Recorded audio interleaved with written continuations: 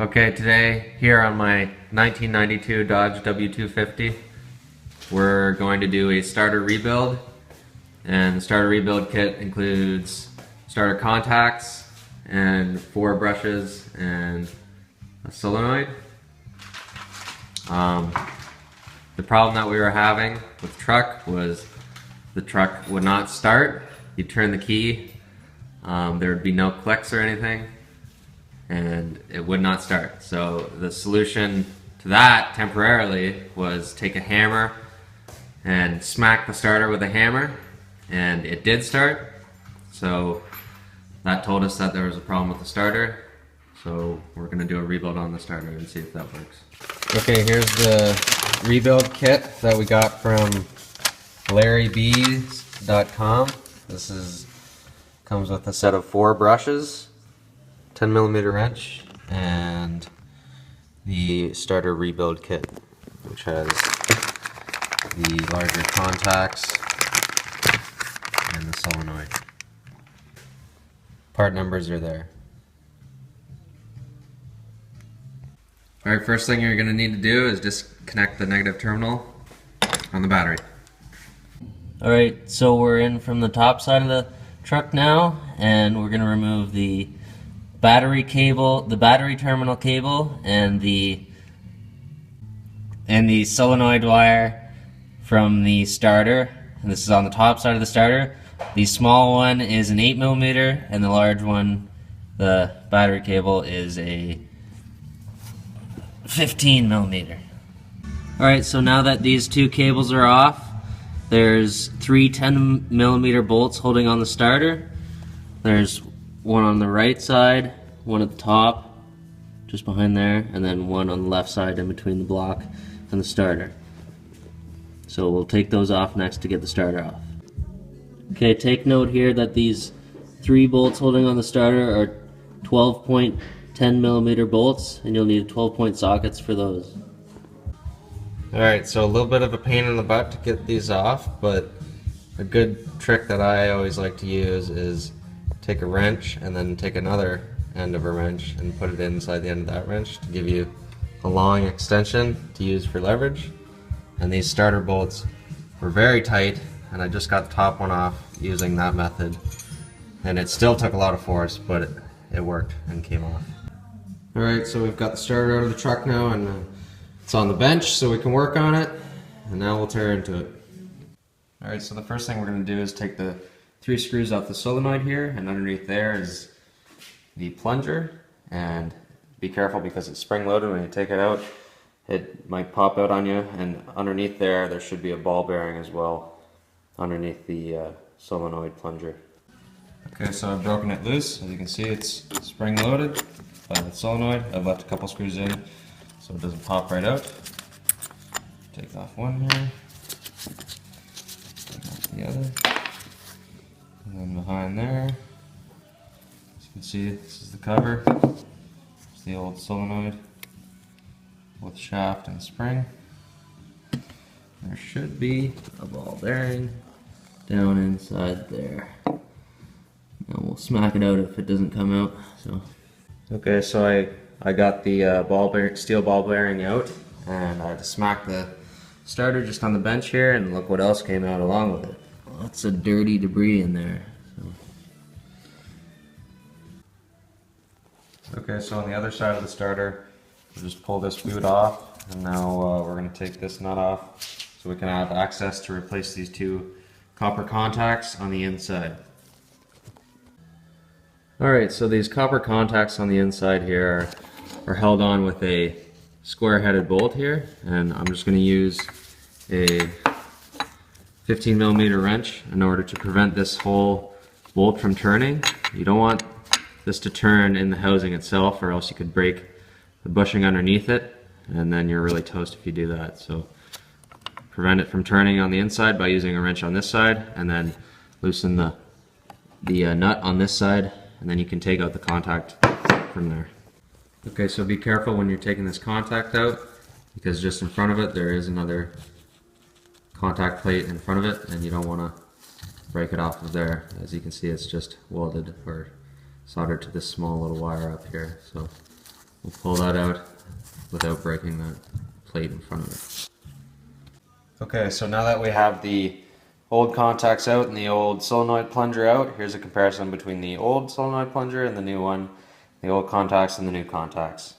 Now, the solenoids, plungers, they look roughly the same. I mean, obviously the new copper on this one's got grime all over it, so maybe that was a part of the cause of our problem.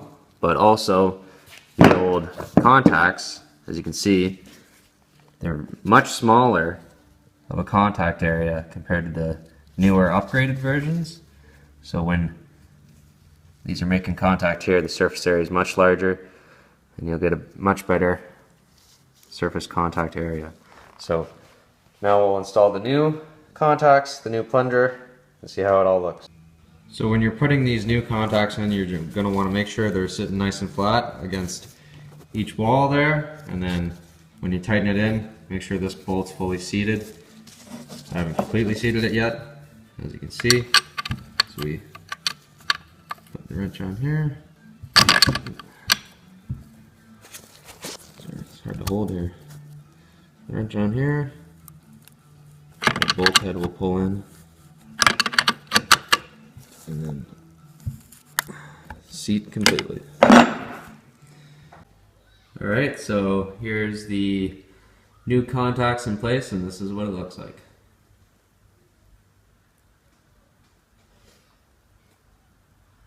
Okay, so when you reinstall the new plunger, you're going to have to reuse the spring that was on the old one and the ball bearing that was in behind it. So that's the way that it will go in when you reinstall it. Alright, tightening the lid back on, and now we can move on to service the electric motor. Okay, so next we're going to use a 12mm wrench to remove these two bolts on the electric motor.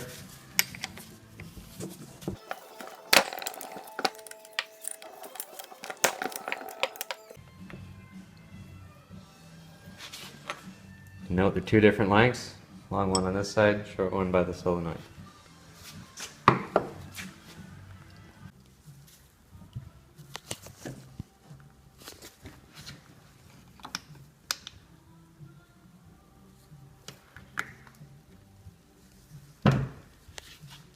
Look at the gunk in there.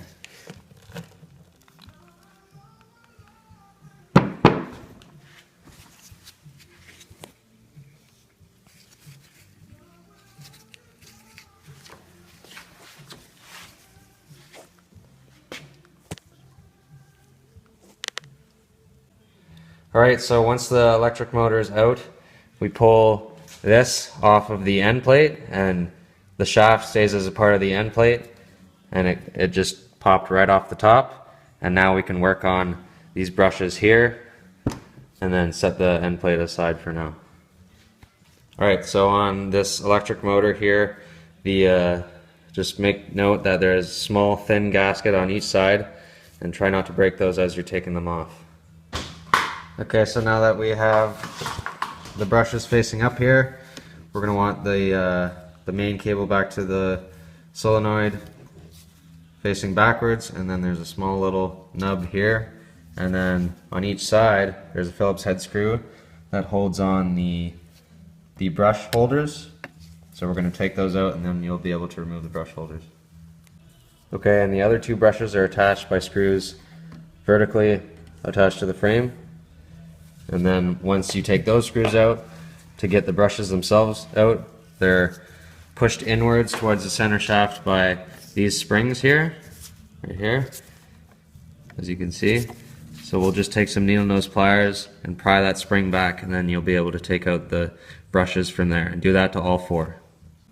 Alright, so the new connectors, as you can see, they have the L connectors are going off straight on two of them, and then angled on two of them.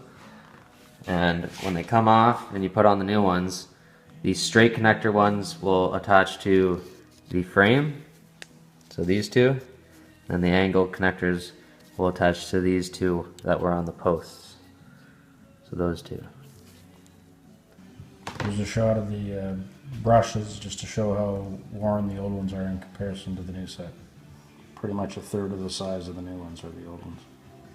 Alright, so I've set it up in the position that the brushes are going to go back in. As you can see, that little tang is up here on the right hand corner, and on the two outside ones here, they will take the straight connectors like shown earlier, and they will come in here and attach to the frame there, and then the top and the bottom will use these angle connectors and come in here and attach those posts there and there. Okay, so we have 3 out of 4 of the contacts in, or sorry, the brushes in, and now we're going to put this last brush in and then we can reassemble.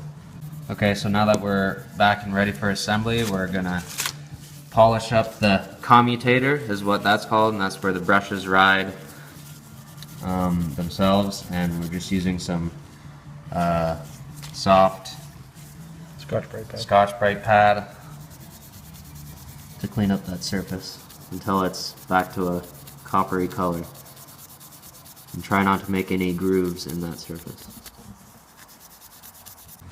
Alright, so you'll also want to clean out in between the contacts with a small pick, lightly, without gouging the surface, just to remove all this grime in between the contacts.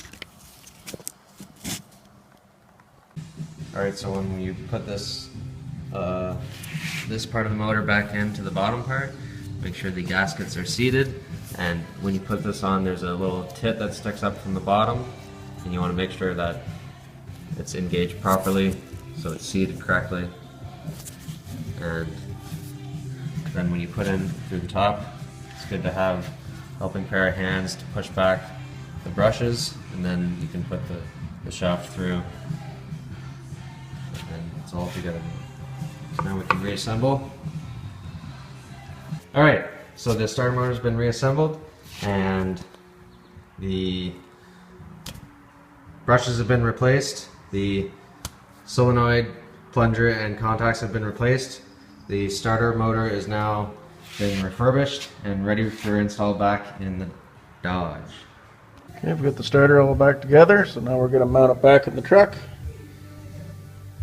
Here, there's 3 bolts. Again, they're a 10 millimeter 12-point wrench or socket will be required for these. So I'm going to mount that now. Okay, we got the starter on. It's not the easiest place to work, particularly that bolt there between the block and the starter. Very difficult to get at. Anyway, all 3 bolts are on and tight, and I've reconnected the solenoid wire and the battery terminal cable. So, should be good to go. We'll start it up. One last thing to do before we try to start it is reconnect the battery cable. Battery cable has now been reconnected, and reconditioned rebuilt starters installed. So now we should be able to start it this time without a hammer.